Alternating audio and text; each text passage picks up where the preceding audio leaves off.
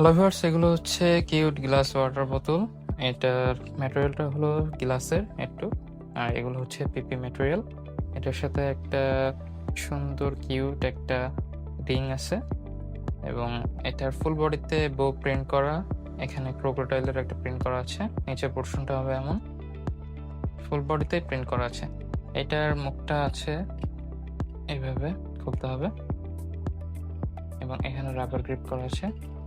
আর এটার ছোট মুখও আছে, যে এটা এভাবে পানি খেতে পারবে। এখানেও রাবার গ্রিপ করা আছে।